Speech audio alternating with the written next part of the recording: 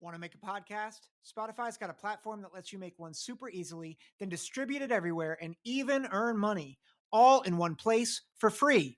It's called Spotify for Podcasters, and here's how it works. Spotify for Podcasters lets you record and edit podcasts right from your phone or computer, so no matter what your setup is like, you can start creating today.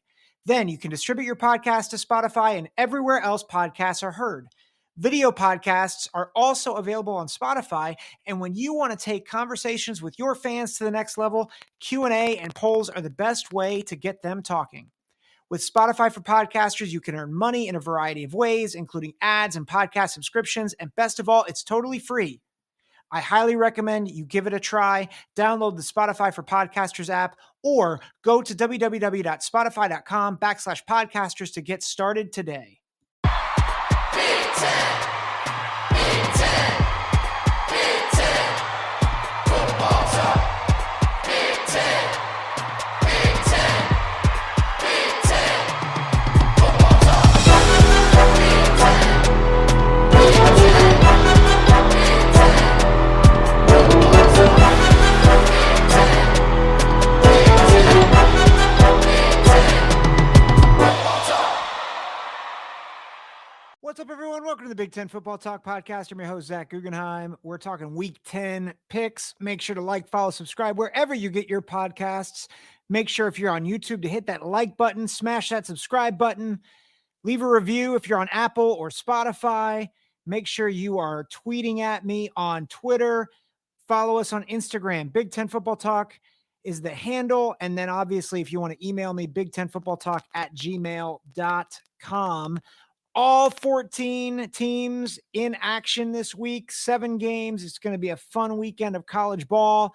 We're going to talk about that. And then there's a few other odds and ends. You might have heard that there's a little scandal brewing at Michigan. We're going to touch on that a little bit. We're going to touch on something you might have seen, like the college football playoff rankings. We're going to touch on that. And you know what? We're going to touch on something that we like to call the nepotism corner. That's right. Brian Ferentz not returning to Iowa. We'll talk about that. But first, we're going to get to what you guys really want, which is my picks for Week 10. So we're going to start in Piscataway, New Jersey, where the 6-2 Rutgers Scarlet Knights, the bowl-eligible Scarlet Knights, the Fighting Shianos, taking on the newly minted number 1 team in the country, the Ohio State Buckeyes. And we'll talk about that number 1 ranking in a few minutes. But, you know, this is one of those games where in the past several years, you kind of expect a blowout. And that's been the case. I don't think there's been a margin of victory less than 28 points in the past, I think, in the history of their series since Rutgers joined the Big Ten. And so Rutgers has kind of been the doormat, particularly for Ohio State. They've hung tough against other teams, Michigan, Penn State, but they have never really scratched the surface against Ohio State.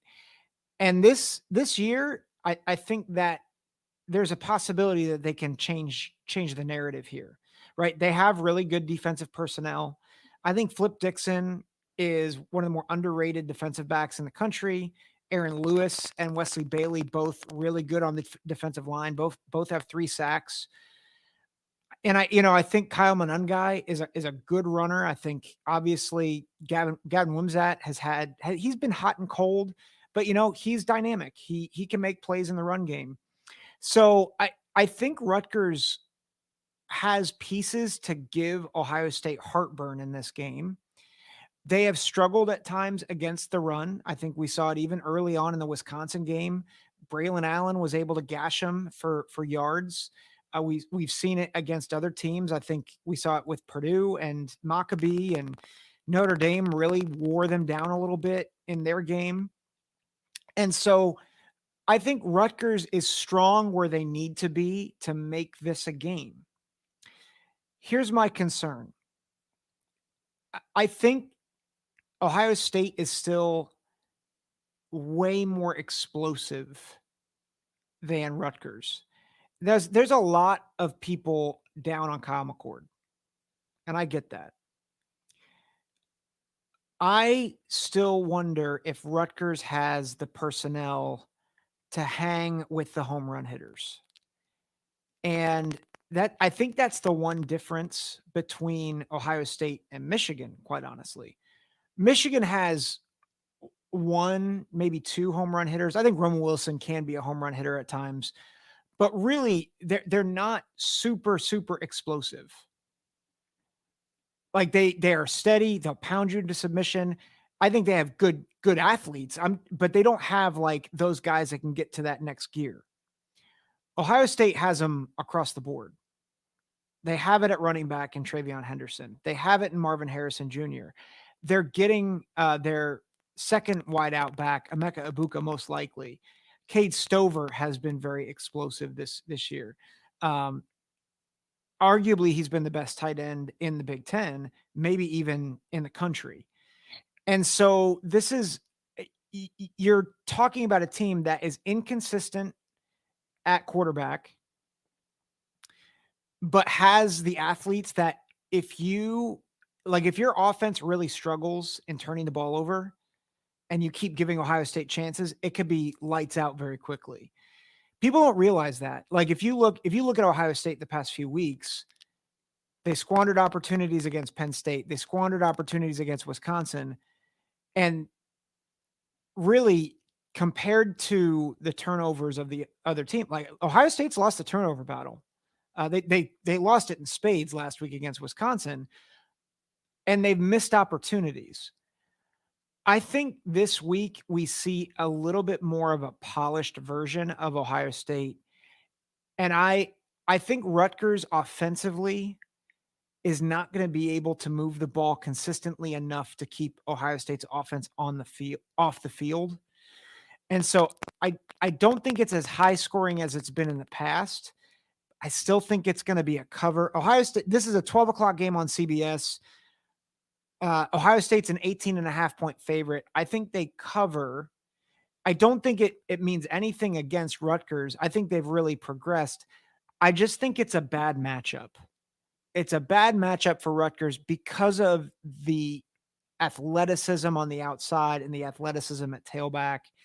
And while I think Rutgers' defensive line will get pressure on McCord, I also think that you're going to see several long touchdowns in this game because of the speed difference on the outside. So I like Ohio State 38, Rutgers 10. And it's a cover for Ohio State. I still think Rutgers has a lot in front of them. I just think that it's a bad matchup for the Scarlet Knights. Wisconsin at Indiana. This is a 12 p.m. kick on the Big Ten Network. Wisconsin is an 8.5-point favorite. Not a ton out there about Braylon Allen. His status is questionable. Chimere Dike also questionable. Obviously, if Braylon Allen can't go, that becomes very, very difficult in the running back room because Malusi's also out. Acker had some good reps against Ohio State last week. I think he's a bruiser, 4 yards in a cloud of dust type of back. I think Braden Locke he's getting comfortable. And I think he really showed things. Honestly, if Tanner Mordecai came back healthy, I would probably stick with Locke. Not because Mordecai isn't good. I just think you stick with the younger guy and you get him more experience for next year. And I think he's acquitted himself quite well. I think he's a good option. I think he's understanding that offense really well. He's really connecting with Will Pauling. And I think their defense is really starting to gel. I think it's Ricardo Hallman. That dude's a stud, man, at defensive back. Gave Marvin Harrison all he could last week. And there's not a lot on whether Cam Camper's going to play for Indiana. And while I think Jalen Lucas is good and, they have a couple other playmakers, I just don't think Indiana has the ability to exploit the injuries. I think Wisconsin wins. I think they cover. I think it's 24-9. No, 24-10. I'll say 24-10. I think they cover on the road against the Hoosiers. Wisconsin gets to 6-3. They get bowl eligible. Nebraska at Michigan State. Nebraska is a 3-point favorite, which I'm kind of surprised at how low that line is for a couple reasons. One, I think Nebraska's defense has been stellar over this past month. And granted, they are also they're pretty they're beat up. They've lost several of their running backs, lost their key receiver. Marcus Washington's out. He's been out for a while. So just a lot of injuries, and yet they have really gelled, and it seems like they're really rallying around head coach Matt Rule. The same cannot be said for Michigan State.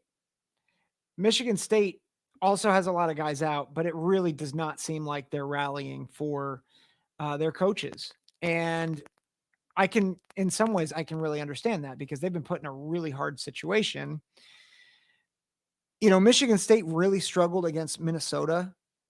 And I think we've seen like Minnesota and Nebraska, they were a 1-score game. I think Nebraska probably could have won that at the end. I think Nebraska's got a lot of momentum. I think Nebraska runs their way to victory in this game. I think it's tight, but not as tight as a 3-point spread. I'm going to go 17-10. Nebraska over Michigan State. Nebraska gets to bowl eligibility. So big win for the Cornhuskers and more pain and misery for the Spartans. Number 11, Penn State at Maryland. Penn State is an 8.5-point favorite. This is on Fox at 3:30. Which Maryland team is going to show up? That's what I want to know. Is it going to be the Maryland team that really hung tough with Ohio State for a half? Or is it going to be the team that we saw against Northwestern, the team that we saw against Illinois that was sloppy, that was turnover prone, that just really struggled to really sustain drives, made a lot of mistakes, and a defense that was quite honestly on its heels? That's my question, because I think Maryland at their best really is a top 25 caliber team. Like, they have the talent. Tagovailoa is a good passer when he is clicking, when him and his receivers are clicking. I think they have good running backs in Hemby and Littleton. I think they will be up for this game. It's Penn State. They're coming to their house. Maryland has nothing to lose at this point. And I think you're going to see the best out of the Terrapins. And I think that's a scary proposition for a Penn State team that, honestly, I don't think the receiver room is good. I think Theo Johnson, their tight end, is out for this game. He's at least hurt. I don't know. I don't know. I think he might be still playing. I don't see him. I don't see anything on an injury report right now. But that was an injury that we're not sure of. Chop Robinson is questionable. So we're not sure if he'll be back. It looks like maybe Johnny Dixon will be back in the game. So I think Penn State will be relatively healthy, at least with their main stars. But I think this is going to be a closer than expected game. I think Penn State's defense, will come up to play. I think they will rattle Tagovailoa into a couple mistakes. I think Penn State pulls away at the end. I do think, because the line is 8.5, I do think they cover, but I don't think they cover till late. I think Drew Aller takes another step in his development, makes a couple of big downfield throws. I think the running backs in the second half will get a little more traction, but still a little lower scoring, 27-17, 10-point victory. And I think Penn State comes away with the cover. But I'm just saying, I would not be shocked if Maryland is within 3 or even wins it outright, because I do think Maryland at their best can be very, very good. But I think and we've said this with Iowa, I think it's true with Penn State too. When your offense, when you're not able to really stretch the field, it really limits your margin for error. And so I think their margin for error is slimmer, which I think gives Maryland a shot in this game. And I mean a legitimate shot to win, to knock off the Nittany Lions. So Illinois at Minnesota. Minnesota, a 1.5 point favorite. It is at Minnesota. I really don't know what to think about this game. If I'm being completely honest, I think if Jerjon Newton were in for the whole game, I'd pick Illinois. But I believe he's out for the first half because of the targeting call against Wisconsin. Remember, Illinois was in a bye last week, and now they're playing. So I believe Newton was out in the second half, doesn't play the first half. And I think that might be the difference in this ball game. I think if they have the ability to run the ball, Newbin had that great game, 40 carries for 202 yards last week. They want to run the ball. They want to, obviously establish the run, go play action pass with their underrated receiving room. It does look like maybe Zach Evans will be back. He is listed as questionable here on at least the report I'm seeing. I think Minnesota gets a couple of scores in the first half, and they are able to hold Illinois at bay for to pull away, or they're able to hold them defensively. 17-13, again, low scoring. Minnesota wins. They cover 17-13. Minnesota gets to bowl eligibility. Iowa at Northwestern, 3:30 game on Peacock. Iowa is a 5-point favorite. It's so hard because I think Northwestern has a lot of momentum. And traditionally, I would say, well, Iowa has the better defense.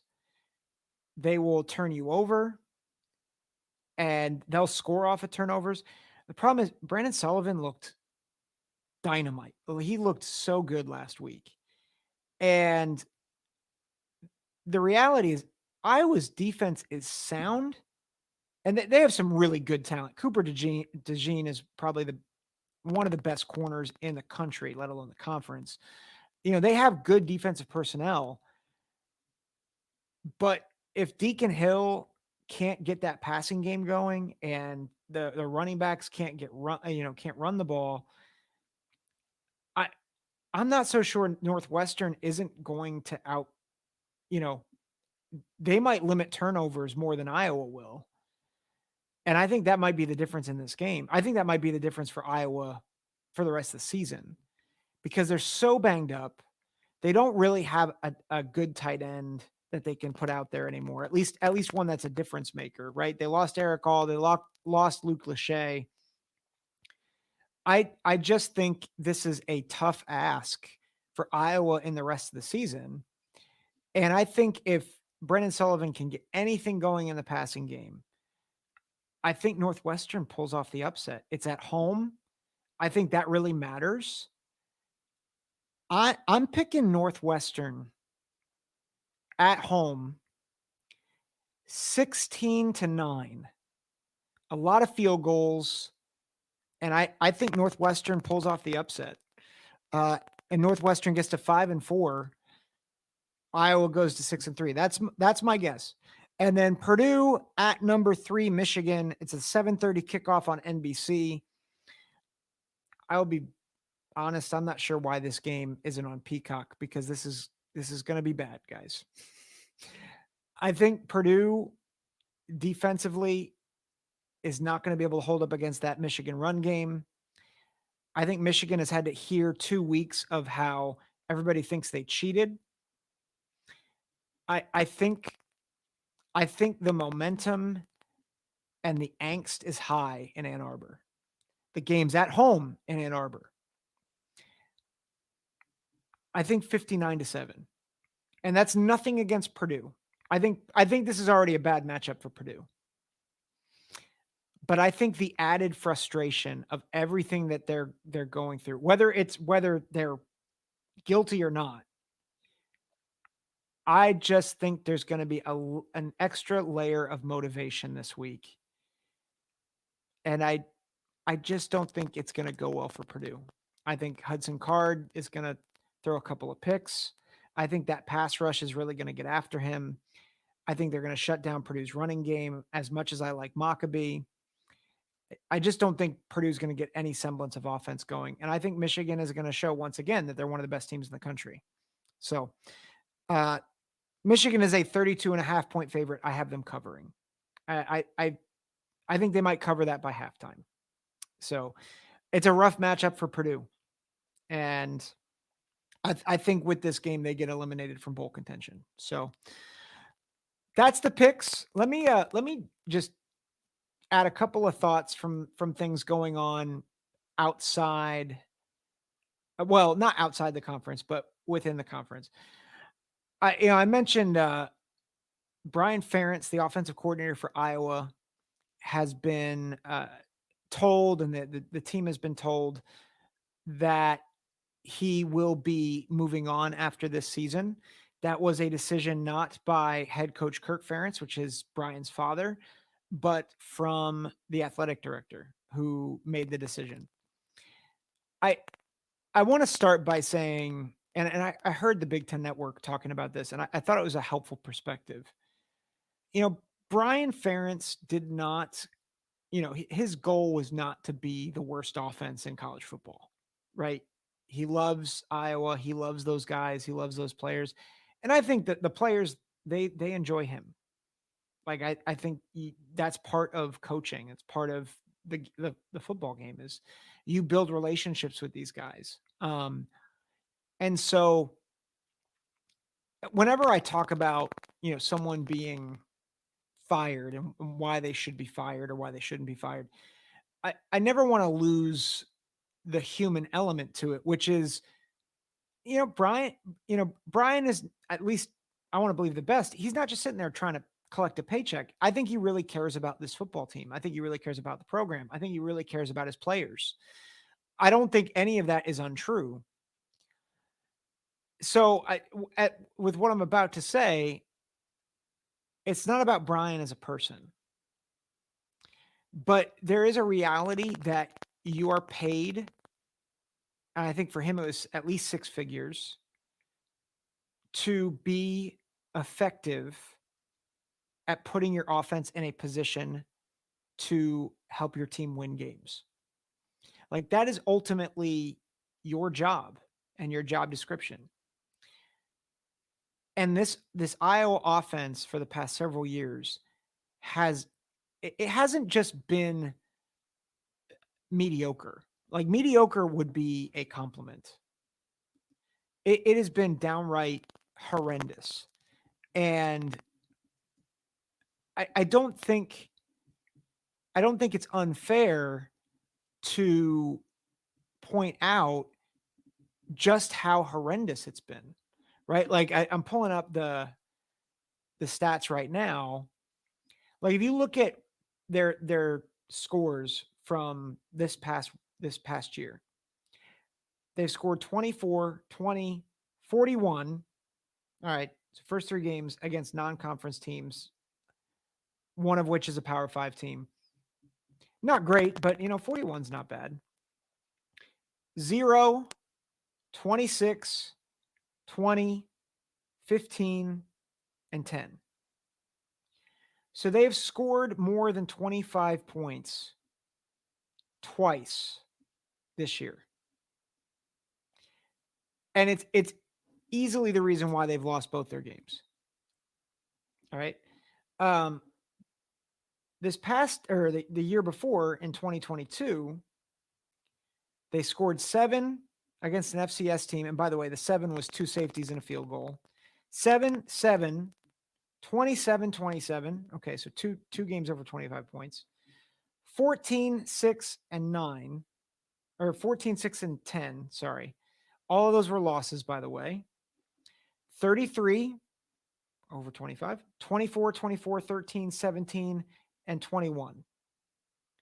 So in, I think, the past 21 games, 5 times they've scored 25 points or more. Only once have they gotten over 40. Only twice have they gotten over 30. Like, that's abysmal. Like, it's so bad. And they are one of the worst offenses in the country. And at some point, you just have to say, okay, what are you doing to put your team in a good position? Now, granted, this year, above all years, he has, not, he was dealt a really bad hand, right? Starting quarterback down, 2 best weapons out. So in some ways, you can understand, okay, like, that's really hard. But the problem is the trend. It's the trend. He has been not very good the past 2 years. He needs to move on. He's not a great I don't think he's a great offensive coordinator. I think he's a really good offensive line coach, and I think he's going to get snatched up real quick as an O-line coach. I think he could do wonders for a lot of teams in the Big Ten. But I just think this is the right move. I think, and I think probably more from a big picture perspective, I think Iowa did the right thing in terms of stepping in and making a decision that Kirk Ferentz could not make, right? Kirk employed his son. To ask Kirk Ferentz to fire his son, I think would be a really hard thing to do. And he wasn't willing to do it, which is why I think Iowa's making the right call, that the athletic director is saying, okay, you're done. Like, we're seeing the product on the field. It's not good enough. You're done. And I'm sure Kirk is broken up over it. Like, he doesn't want to see his son go somewhere else. He doesn't want to, see his son as a failure. But the reality is this is a job. And I think if Kirk wasn't going to do it and recognize that his son wasn't doing the job, then the athletic director needs to do it. And if the offense stays the same over the next couple years, as great as Kirk Ferentz has been for the Iowa Hawkeyes, he should move on too. Because this offense is holding this team back. Like, this offense is the reason why Iowa has not competed for a Big Ten championship and has not been a legitimate threat.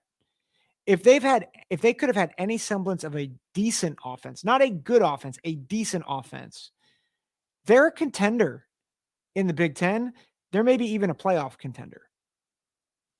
Like, that's the but because the margin for error has been so small, their defense, which is championship caliber, has been reduced to the only good part of Iowa. And it's a shame, because I think that defense year in and year out has been, if not championship caliber, close to championship caliber. So I think it's a good move.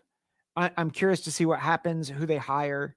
But I think it's a smart move. And I'm glad that the athletic director made the call when they did. Just a quick update from the Michigan sign stealing, advanced scouting stuff. There's still a lot of smoke. The media has really turned on Michigan recently. Paul Feinbaum came out and talked a lot of stuff. Stephen A. Smith is calling on the Big Ten to do something, and do something now. I think, like I've already said, I think when there's this much smoke, there's fire. I think part of the problem is a lot of people are calling for Tony Petitti and Ward Manuel to do something. It's hard because we don't have a conclusive decision on what did and didn't happen. We have pictures being like, is that Connor Stalions? Was he on the sideline for Central Michigan? So I still think it's messy, but I don't know you can punish anybody until you definitively have proof and like the findings come out saying, well, this thing happened. And so the national media coming out and being like, well, and completely doing a 180, like ESPN was very much like, let's wait for the facts. This isn't that big of a deal. And now all of a sudden it's like they need to hammer them. I think you got to wait. Like, I don't think the Big Ten needs to be coerced into acting super fast.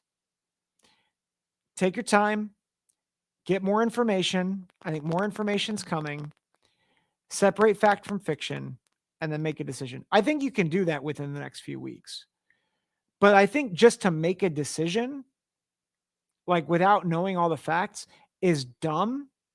It's what happened in the Urban Meyer Zach Smith situation. Quite honestly, it's kind of what happened with Mel Tucker.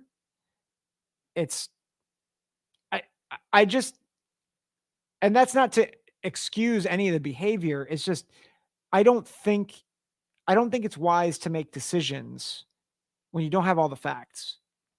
So I disagree with the national media. I don't think it's wise for any decisions to be made yet. I think the statement that the Big Ten put out was good. I think the warning other Big Ten opponents was good. I think the continued investigation is good. I don't think they should take as long as the NCAA, because that'll be like 2055 by the time they come down to a decision, and they'll vacate 7 national championships. So like, let's not wait that long. But I don't think the Big Ten needs to act swiftly like this week. Let's give it a couple weeks. All right, let's figure out more of what's actually going on. Because if it turns out that we've all made this big hubbub and it's like, oh yeah, Connor Stallions actually didn't pay those people, and I mean, there's a paper trail, but I'm just saying that let's wait to get all the facts. So lastly, I'll just talk about playoff rankings. Yankee Wolverine made a great point on my Twitter profile or Twitter post about how like these rankings really don't mean anything. And I think it's a good take. People are up in arms about Ohio State being one. Kirk Herbstreit came on, and I like Kirk, but he came on and said Ohio State's not the best team. And this is what drives me nuts about this system. In no other sport, in no other league, do we sit here hand-wringing about who we think looks like the best team, and then having that be incredibly consequential to the playoffs. Like, we don't do that. In the NFL, we don't sit here saying, well, Kansas City looks like the best team, and so they're going to get the 1 seed. Like, it's stupid. They earn it. And so whenever people say, the 14 playoff, going from 4 teams to 12 teams, we're diminishing the regular season. Well, I don't care what you think. You're not. Like, we're diminishing the regular season by saying, despite the fact that Michigan hasn't played anybody of consequence, maybe besides Rutgers, like, and Ohio State's beaten 2 top 15 teams, like, that doesn't matter. Do I think Ohio State's going to beat Michigan in 3 weeks? No. But does that mean that we should invalidate what Ohio State's proven on the field? Like, it's stupid. It's absolutely asinine. And like, I say this with a lot of respect to Kirk, but to sit there and be like, well, I don't think they're the best team, so I don't think they should be number 1. I'm like, who gives a rip? Like, what have they actually done on the field? Like, I don't care if Georgia looks good against, Georgia South. Like, I don't care if Michigan looked really dominant against East Carolina. Like, I just don't. Right? Now, and here's the thing. Michigan's going to get the chance to prove it. They play Penn State next week. That's a tough game. And then you add that to the Rutgers game. You add that to they'll play Maryland. And again, Maryland's not great in terms of national elite, but you get more of a resume at that point. You see their body of work. This thing will work itself out. Michigan gets to play Ohio State. So, but like there's all this stuff about, oh, the committee got it wrong. I actually thought the committee did a good job. Like my one quibble is I thought Florida State should have been 2. Like I in my own rankings, I had Florida State 1, but I think Florida State deserves to be in the top 2 because they're win against LSU and they've been dominant the past few weeks. They've gotten better. And I think they have a better win than most other teams in the country and they have no losses. That's my issue. I think, and it doesn't, I think it highlights the absurdly hard job that the committee has because they try to finesse all these different metrics. You're finessing resume, eye test, strength of record, all these different things. And it's like, this is dumb. This is why I'm all for auto bids. And I know there are certain people who are like, auto bids are stupid. And I'm like, you're right in one sense, like to put Tulane in a national championship thing would be hard. But also, like, let's recognize what the sport of college football is. You have all these conferences. The way to make this thing objective is to have your conference champions play in a tournament. It's what we do with every other sport. And before people say, but college football is different, I don't care. Because at this point, it's subjective. Tulane's not good enough. Probably. But you know what I would like to know? I'd like to know I'd like to see it bear out on the field. I think Tulane could upset some teams this year. Just saying, right? Like, are we really sure that Tulane couldn't upset Alabama? Like, are we sure that Tulane couldn't upset Ohio State? Like, maybe in a one game, like one round of the playoffs? I don't know.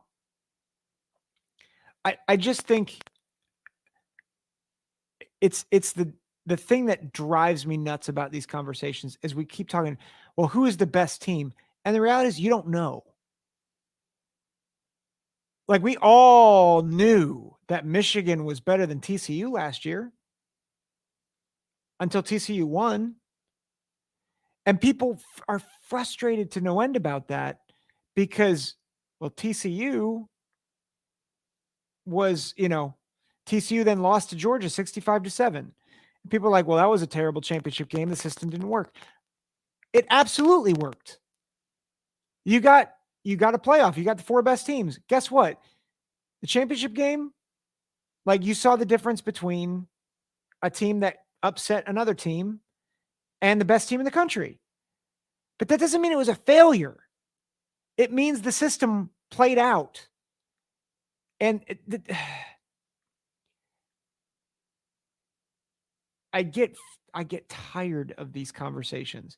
And I'm not, by no means am I saying with the playoff rankings, like I think as the 12-team playoff takes place, I think you'll have to make adjustments. And I think we're already seeing them with conference realignment. Like you want to think, protect competitive balance.